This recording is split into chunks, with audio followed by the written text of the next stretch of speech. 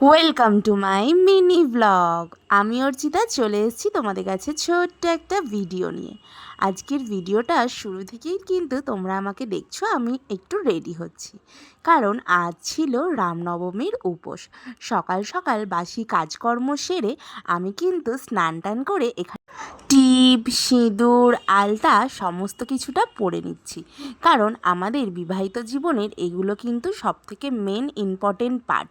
হ্যাঁ, আলতাটা হয়তো রোজ পরি না, তবে আজ যেহেতু উপোস পুজো দিতে যাব, তাই আলতাটাও আমি পরে নিচ্ছি। এই দেখো, আমি আলতা পরতে না খুব ভালোবাসি। তোমরা কারা কারা আলতা পরতে ভালোবাসো অবশ্যই কমেন্ট করে জানাবে। আর এই তো আলতা পরে এবারে কিন্তু হাতে একটু দিয়ে দিতে হয়, আমি এটা জানি, তাই হাতে আমিও একটু দিয়ে দিলাম। তোমরা কারা কারা দাও সেটাও কিন্তু কমেন্টে জানাতে ভুলো না। তারপরে যেহেতু আলতা পরেছিলাম তার জন্য হাতটা ধুয়ে নিচ্ছি। আর কালকে রাত্রিবেলা আমি ফল কিনে এনেছিলাম, সেই ফলগুলোই কিন্তু আমি ধুয়ে নেব, কারণ পুজো দিতে যাব, তাই আগে থেকে একটু কাজকর্মগুলো সেরে নিচ্ছি। পুজো দিতে যাব যখন, তখনও রেডি হওয়ার ভিডিও কিন্তু তোমাদের কাছে আমি নিয়ে চলে আসবো। আর এই তো দেখো, আমি কিন্তু সমস্ত ফলগুলো এই চুবড়িটার মধ্যে করেই রেখে দিয়েছি। আর হ্যাঁ, এই চুবড়িটাও কিন্তু কিনেছি। রাম ঠাকুরকে পুজো দিতে গেলে নতুন চুবড়িও কিনতে হয়, আশা করি তোমরা এটা সবাই জানো। আর এই যে আমি এবারে ফলগুলো এক এক করে সব ঢেলে নেব। আর হ্যাঁ, এই দেখো, রামকে আম না দিয়ে খেতে নেই।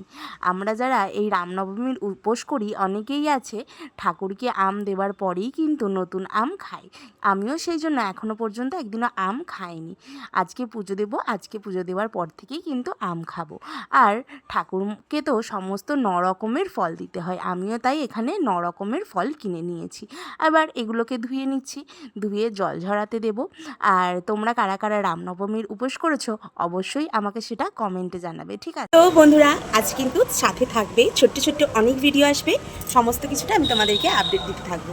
এখন তো দেখলে ফল ধোয়া পর্যন্ত আমি কমপ্লিট করে নিয়েছি, এবার পুজো দিতে যাব, নেক্সট পার্টে আসছে।